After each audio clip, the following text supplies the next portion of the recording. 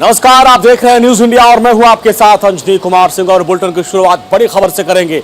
बड़ी खबर, 26 जनवरी से पहले आतंकी हमले का अलर्ट जारी किया गया है। खुफिया एजेंसियों ने अलर्ट जारी किया है। पुलवामा जैसे हमले की साजिश रच रहे हैं आतंकी। बड़ी खबर, 26 जनवरी से पहले एक बार फिर आतंकी हमले का अलर्ट जारी किया गया है।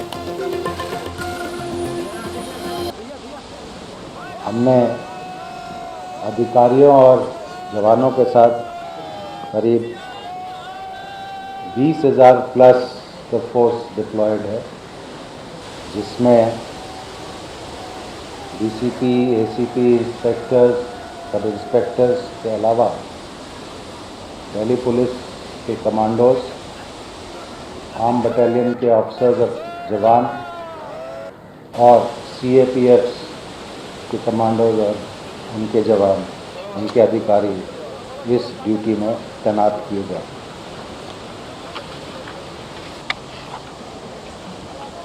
इकहत्तर डीसीपी, 213 एसीपी, 753 इंस्पेक्टर्स और सब मिलाजुला के करीब 27,723 की फोर्स डिप्लॉयड है। इन सब को असिस्ट करने के लिए सीएपीएफ की 65 कंपनियां डिप्लॉय की गई। पिछले 15 दिन से शहर के जितने भी एंट्री एग्जिट पॉइंट्स हैं उन पे इंटेंसिफाइड। दिल्ली पुलिस के कमिश्नर को आप सुन रहे थे, वो क्या तैयारी है सुरक्षा को लेकर उसके बारे में बता रहे थे। गाजियाबाद दौरे पर आज हैं मुख्यमंत्री योगी आदित्यनाथ। गाजियाबाद पहुंच चुके हैं, सीधे लिए चलते उनके कार्यक्रम में। पार्टी ने एक लोक कल्याण संकल्प पत्र जारी किया था। लोक कल्याण संकल्प पत्र में उत्तर प्रदेश की जनता के साथ कुछ वायदे किए गए थे और आज जब उत्तर प्रदेश में भारतीय जनता पार्टी सरकार के 5 साल पूरे हो रहे हैं और हम विधानसभा चुनाव के लिए वर्तमान में जनता जनार्दन का आशीर्वाद प्राप्त करने के लिए जा रहे हैं, तो मैं विश्वास के साथ कह सकता हूं कि भारतीय जनता पार्टी ने 2017 में जो कहा था, इन 5 वर्षों में एक एक संकल्प को मंत्र मान करके उसको पूरा करने का कार्य भी किया है। भाइयों बहनों, वर्तमान में पूरी दुनिया, पूरा देश और पूरा उत्तर प्रदेश कोरोना महामारी का सामना कर रहा है। कोरोना इस सदी की सबसे बड़ी महामारी है। भारत के अंदर प्रधानमंत्री मोदी जी के नेतृत्व में, उनके मार्गदर्शन में पूरा देश कोरोना प्रबंधन का जो कार्य कर रहा है वह दुनिया के लिए एक नजीर बना है। पूरी दुनिया ने उसे हाथों हाथ लिया है। जीवन और जीविका को बचाने का जो मॉडल है भारत का, वो आज पूरी दुनिया ने उसको सराहा है। और ये कारण है, 135 करोड़ की आबादी का भारत और दुनिया की सबसे बड़ी ताकत अमेरिका से अगर हम तुलना करते हैं तो भारत से, जिस अमेरिका की आबादी मात्र 35 करोड़ है, उस अमेरिका में कोरोना से भारत से लगभग 2 गुना मौतें हुई हैं। हम अनुमान कर सकते हैं कि आबादी भारत की अमेरिका से 4 गुना ज्यादा है, लेकिन कोरोना में अमेरिका के पास सब कुछ होने के बावजूद अमेरिका ने कोविड प्रबंधन समय से निर्णय न लेने, कोविड प्रबंधन में जिम्मेदारों की रुचि न लेने का परिणाम क्या है कि अमेरिका के अंदर भारत से दुगनी मौतें हो गई। यूरोप में भी यह स्थिति है। और भाइयों बहनों, भारत के अंदर बना वैक्सीन, जिसे प्रधानमंत्री मोदी जी ने, जब विपक्ष के नेता केवल छींटाकशी कर रहे थे, घरों में रह करके केवल ट्विटर पर देश को गुमराह कर रहे थे, तब प्रधानमंत्री मोदी जी एक एक लेबोरेटरी में जाकर के वैक्सीन बनाने के लिए, देश के प्रत्येक नागरिक के जीवन को बचाने के लिए वैक्सीन बनवाने के अभियान के साथ जुटे हुए हैं। भारत के अंदर बना हुआ वैक्सीन दुनिया का सबसे प्रभावी वैक्सीन में से एक है, और एक नहीं दो वैक्सीन भारत को दी। अब तक 160 करोड़ लोगों को वैक्सीन दिया जा चुका है, और उत्तर प्रदेश आज 25 करोड़ लोगों को वैक्सीन देने जा रहा है। 25 करोड़ वैक्सीन के डोजेज उत्तर प्रदेश के अंदर आज उपलब्ध हो रहे हैं। देश के अंदर उत्तर प्रदेश का कोरोना प्रबंधन एक मॉडल के रूप में लिया गया। फ्री में टेस्ट, फ्री में उपचार, फ्री में वैक्सीन, फ्री में राशन, और प्रत्येक की चिंता करना, हर एक के जीवन की रक्षा करना, यह हमारा दायित्व भी था। और आपदा के समय हर एक व्यक्ति के साथ खड़ा होने का शासन का जज्बा भी था। सरकार ने किया, क्योंकि यह हम सब की जिम्मेदारी थी। कुछ चीजें आपने देखे होंगे, कोरोना कालखंड में कांग्रेस गायब थी, समाजवादी पार्टी गायब थी, बहुजन समाजवादी पार्टी मैदान से गायब थी। या तो केंद्र सरकार कार्य कर रही थी, या प्रदेश सरकार कार्य कर रही थी, या भारतीय जनता पार्टी का कार्यकर्ता सेवा ही संगठन है के मंत्र के साथ एक एक व्यक्ति के जीवन को और उसकी जीविका को बचाने के लिए जद्दोजहद कर रही थी। भाइयों बहनों, जब संकट के समय जो आपका साथी नहीं, तो उस व्यक्ति को चुनाव के समय आप अपना साथी कैसे चुन सकते हैं? जो संकट का साथी है वही सही आपका शुभचिंतक है। जो संकट में साथ छोड़ दे वह मित्र नहीं, वह शत्रु है। और मित्र और शत्रु की पहचान होना बहुत आवश्यक है। राजनीति में हमें इस बात को समझना होगा कि वास्तव में प्रदेश और देश के बारे में सही सोच रखने वाले कौन लोग हैं, और उस कार्यक्रम को हमें आगे बढ़ाना होगा। लोक कल्याण संकल्प पत्र की मैं बात कर रहा था। 2017 के पहले इस पश्चिमी उत्तर प्रदेश में हम आते थे, क्या स्थितियां थी? भय का माहौल था। बेटियां सड़कों पे नहीं निकल पाती थी, स्कूल नहीं जा पाती थी।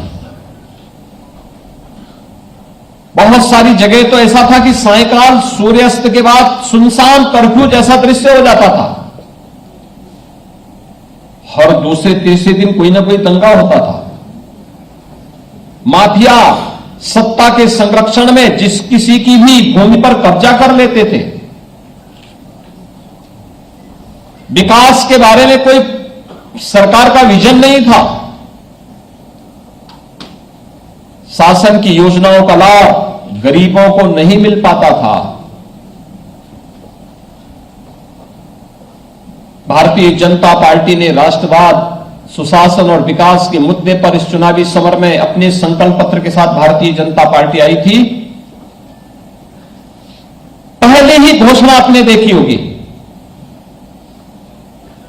हम लोग जब 2017 में आए तो हमारी सरकार ने, भारतीय जनता पार्टी की सरकार ने पहली घोषणा की थी। हमने पहला निर्णय लिया था अवैध बूचड़खानों को बंद करने का, बेटियों की सुरक्षा के लिए एंटी रोमियो स्क्वाड के गठन करने का, और 86 लाख किसानों का 36,000 करोड़ रुपए का कर्ज माफी का। यह भारतीय जनता पार्टी का पहला फैसला था सरकार का। समाजवादी पार्टी की सरकार भी 2012 में आई थी। पहला फैसला क्या था? राम जन्मभूमि पर आतंकी हमला करने वाले आतंकवादियों के मुकदमों को वापस लेने का। फर्क साफ है भाइयों बहनों, फर्क साफ है।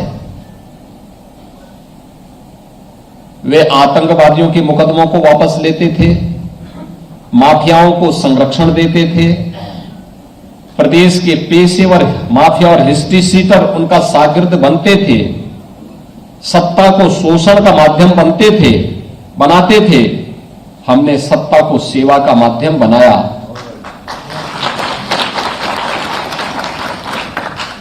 वहां पर मुख्यमंत्री और मंत्री बनने के बाद सबसे पहले अपना बंगला बनाते थे। हमने अपना बंगला और अपना मकान नहीं बनाया, हमने 43 लाख गरीबों को एक एक मकान दिया।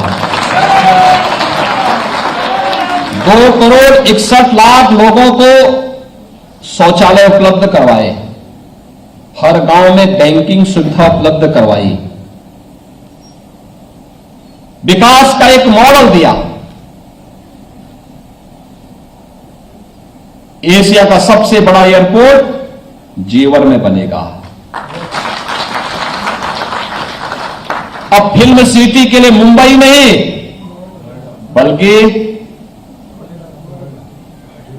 गौतम बुद्ध नगर में फिल्म सिटी का निर्माण होगा। मेडिकल डिवाइस पार्क पश्चिमी उत्तर प्रदेश में बनेगा। अब किराना से पलायन नहीं, पश्चिमी उत्तर प्रदेश रैपिड रेल की प्रगति के साथ, तेजी के साथ आगे बढ़ने का कार्य करेगा।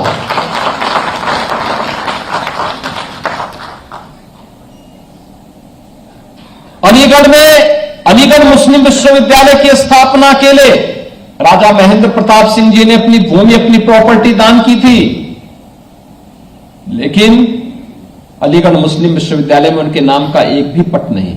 हमने उन्हीं के नाम पर एक विश्वविद्यालय, राजा महेंद्र प्रताप सिंह विश्वविद्यालय, उसी अलीगढ़ में स्थापित किया।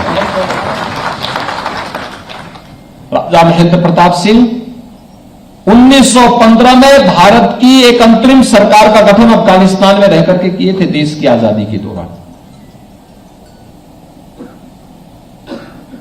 मेरठ में स्पोर्ट्स यूनिवर्सिटी का स्थापना हो रही। सहारनपुर में मां शाकंभरी के नाम पर एक नए विश्वविद्यालय की स्थापना का कार्य चल रहा है। पहले गाजियाबाद में हज हाउस बनता था, हमारी सरकार ने कैलाश मानसरोवर का भवन बना दिया।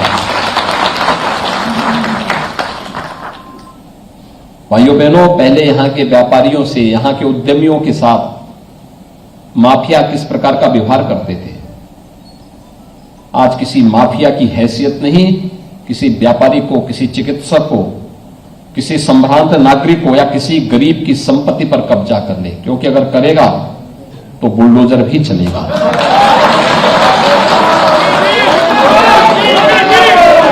पहले इन गरीबों को मिलने वाला अन्न गरीबों के पास नहीं जाता था, ये अन्न माफिया के माध्यम से बांग्लादेश पहुंचा दिया जाता था। आज यह अन्न उन गरीबों को उपलब्ध हो रहा है। 15 करोड़ गरीबों को डबल इंजन की सरकार डबल डोज का अन्न भी उपलब्ध करवा रही है। 9 करोड़ लोगों को 5 लाख रुपए की सालाना स्वास्थ्य बीमा का कवर भी उपलब्ध कराया जा रहा है और 1 करोड़ लोगों को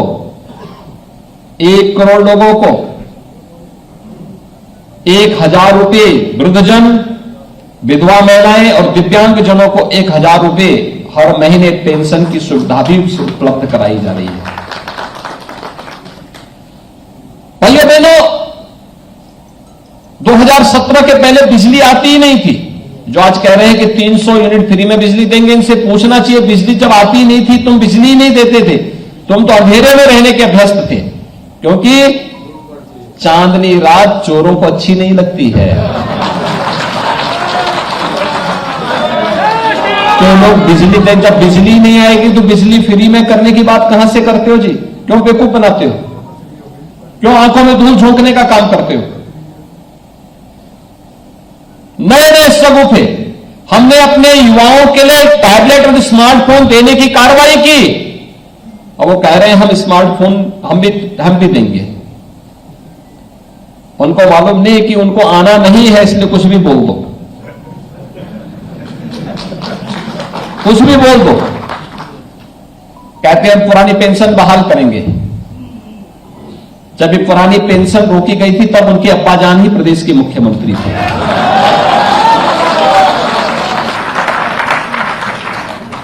और उसके बाद 4 वर्षों तक प्रदेश के मुख्यमंत्री रहे। फिर 5 वर्ष तक उन्हें स्वयं प्रदेश के अंदर मुख्यमंत्री बनने का अवसर प्राप्त हुआ। लेकिन भाइयों बहनों, प्रदेश के सरकारी कर्मचारियों को,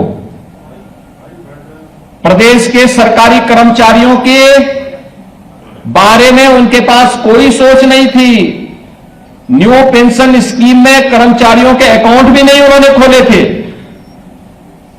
और जो एम्प्लॉयज कंट्रीब्यूशन होता है, इसमें शासन 10% देता था, कर्मचारी को 10% देना था। अकाउंट ही नहीं थे, पैसा ही नहीं जमा होता था। पिछली सरकार ने 2004 से लेकर के 2017 तक कोई पैसा जमा नहीं किया। जब हम लोग आए, मैंने इसकी जांच की कि कर्मचारियों को न्यू पेंशन स्कीम में अगर वो रिटायर होता है, उसको इसका लाभ मिल रहा है कि नहीं मिल रहा है। तो हमारी सरकार ने आकर के उन सभी कर्मचारियों के अकाउंट खुलवाए। 10,000 करोड़ रुपए मैंने बजट से उपलब्ध करवा करके उनके अकाउंट में जमा करवाने का कार्य किया। 10,000 करोड़ रुपए। और एम्प्लॉयज कंट्रीब्यूशन को भी मैंने 10% से, राज्य सरकार का 10% शेयर से बढ़ा के 14% करने का कार्य भारतीय जनता पार्टी की सरकार ने किया। कोरोना कालखंड में किसी भी कर्मचारी के वेतन में हमने कटौती नहीं की। तमाम जगह राज्य सरकारों ने कटौती कर दी थी, उत्तर प्रदेश ने नहीं की। लेकिन जिन लोगों ने विकास नहीं किया, माफियाओं को संरक्षण दिया, पेशेवर अपराधियों को शागिर्द बनाकर के प्रदेश में लूटमाट मचाई, प्रदेश में दंगों की एक नई श्रृंखला खड़ी की, आज उनके टिकट भी उसी रूप में आप देखने को मिले होंगे। आप देख रहे होंगे किस किस प्रकार के टिकट दिए जा रहे हैं। किराना में व्यापारियों और हिंदुओं के पलायन के लिए जिम्मेदार व्यक्ति को किराना से टिकट दे दिया। बुलंदशहर में, मुजफ्फरनगर में, सहारनपुर में, लोनी में, मुरादाबाद में, अमरोहा में एक लंबी फेहरिस्त है। देखते जाइए किस प्रकार के लोगों को टिकट दे रहे हैं। यह उनकी सोच बताती है। भारतीय जनता पार्टी ने सामाजिक संतुलन को बनाए रखते हुए हर एक तबके को प्रतिनिधित्व भी दिया है, लेकिन साथ साथ राष्ट्रवाद, विकास और सुशासन के मुद्दे पर कोई समझौता भी नहीं किया है। और मैं यही कहने के लिए आज आपके पास आया हूं भाइयों बहनों कि भारतीय जनता पार्टी इस चुनावी समर में आप सबके सामने है, आप सबसे कहने के लिए आई है। आपने 2014 में, 2017 में, 2019 में भारतीय जनता पार्टी को अपना आशीर्वाद दिया, भारतीय जनता पार्टी के प्रत्याशियों को अपना आशीर्वाद दिया। बदले में विकास और सुशासन का मॉडल, राष्ट्रवाद का एक नया मॉडल भारतीय जनता पार्टी ने दिया। जो कहा सो करके दिखा दिया। हमने जो भी कहा सुरक्षा के मुद्दे पर, आस्था के मुद्दे पर, आखिर यहीं से तो कांवड़ यात्रा निकलती है। कांवड़ यात्रा को तो पिछली सरकार ने रोक दिया था। हमारी सरकार ने कहा नहीं, रुकेगी नहीं, हम सुरक्षा भी देंगे और पुष्प वर्षा से सम्मान भी देंगे।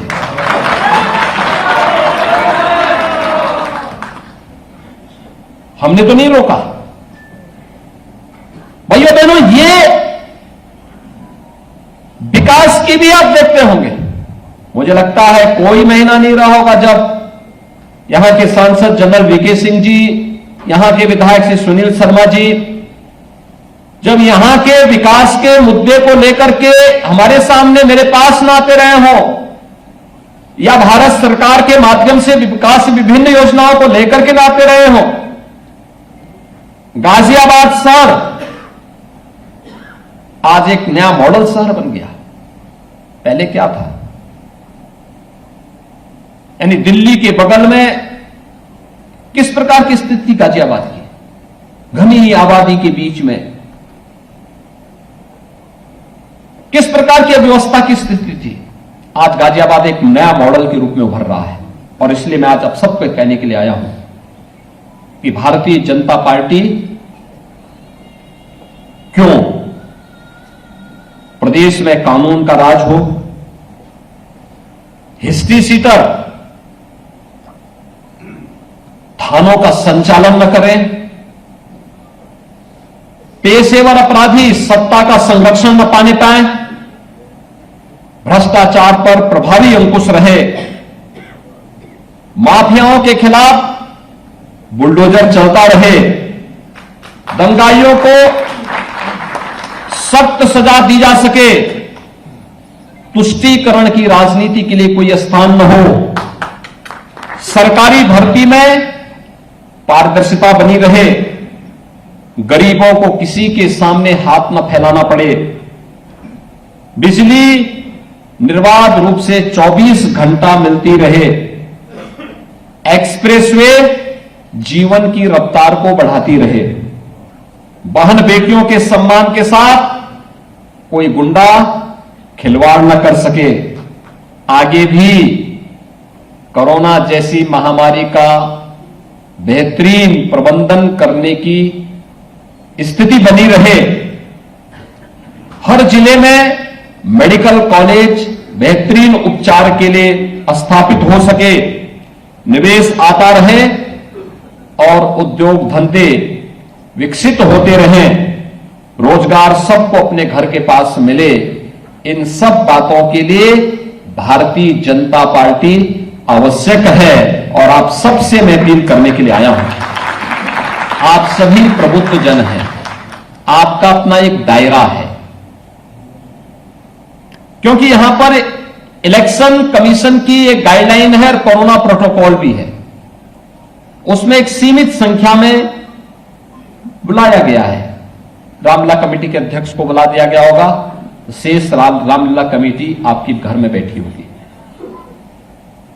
किसी एक संगठन को आईएमए से जुड़े हुए किसी एक पदाधिकारी, 2 पदाधिकारियों को बुला दिया होगा, बाकी उनके सभी सदस्य पूरे इस महानगर के अंदर बिखरे पड़े हैं। अधिवक्ता परिषद से जुड़े हुए 1-2 पदाधिकारी आए होंगे, शिक्षक संघ से जुड़े हुए 1-2 पदाधिकारी आए होंगे, बाकी लोग अपने कार्य में व्यस्त होंगे। आप सबसे हमारी अपील है, आप में से हर व्यक्ति मेरे प्रतिनिधि के रूप में, जनरल वीके सिंह जी के प्रतिनिधि के रूप में, श्री सुनील शर्मा बनकर के अपने अपने संगठन और अपने अपने तबके के साथ बैठ करके राष्ट्रवाद, विकास और सुशासन की इस मुहिम को घर घर तक पहुंचाने में अपना योगदान दें। कोरोना कालखंड में अधिक से अधिक मतदान। और मैं आपको इस बात के लिए कह सकता हूं, एक नया जल जीवन मिशन को हम लागू कर रहे हैं, हर घर नल योजना। एक खोड़ा से जुड़ी हुई समस्या, मोहन आपके यहां पर जो अन्य जो यहां की समस्याएं हैं, खासतौर पर खोड़ा नगर पालिका में, मोहन नगर में जो पेयजल की समस्या है, इस पेयजल की समस्या का समाधान हमारी ही सरकार करेगी। ये जल जीवन मिशन का हिस्सा बन चुका है। आप देख सकते हैं, हमने बुंदेलखंड की प्यास को बुझा दिया, वहां पर हर घर तक जल पहुंच चुका है। जिस बुंदेलखंड में पानी के लिए ट्रेन से पानी पहुंचाया जाता था, आज हमने पाइप से हर घर पानी पहुंचा दिया। बुंदेलखंड एक बहुत बड़ा एरिया है, उन सभी 7 जनपदों में हर घर में पानी पहुंचने की तैयारी कर दी हमने, हर खेत में पानी पहुंचाने की कार्रवाई कर दी हम लोगों ने। तो ये तो यहां पे तो हमारी गंग नहर है, यहां पे तो सभी सुविधाएं हैं। इसलिए भाइयों बहनों, आप सबसे अपील है, भारतीय जनता पार्टी के प्रत्याशियों को, यहां पर श्री सुनील शर्मा साहिबाबाद से, सबसे बड़ी विधानसभा है प्रदेश की, मुरादनगर से श्री अजीत पाल त्यागी जी को, गाजियाबाद से अतुल गर्ग को, मोदी नगर से डॉक्टर मंजू श्रीवास को और लोनी से श्री नंद किशोर गुजर को भारी बहुमत से विजयी बनाने में आप सभी लोग अपना योगदान देंगे। भारतीय जनता पार्टी की राष्ट्रवाद, सुशासन और विकास की सोच वाली सरकार को प्रदेश के अंदर लाने में अपना योगदान देंगे। इस विश्वास के साथ मैं अपनी वाणी को यहीं पर विराम देता हूं। धन्यवाद। जय हिंद। मुख्यमंत्री योगी आदित्यनाथ ने गाजियाबाद में चुनावी सभा को संबोधित किया। वो इस दौरान समाजवादी पार्टी पर जोरदार हमला किया कि उस जमाने में बिजली आती नहीं थी और अब अखिलेश जी बिजली की बात करते हैं। जब बिजली नहीं आती तो आप क्या बिजली 300 यूनिट मुफ्त देंगे। इसके अलावा अखिलेश यादव ने पुरानी पेंशन योजना को बहाल करने का जो वादा किया उस पर भी उन्होंने कटाक्ष किया कि आपके अब्बा जान के ही राज में पुरानी पेंशन को खत्म किया गया था।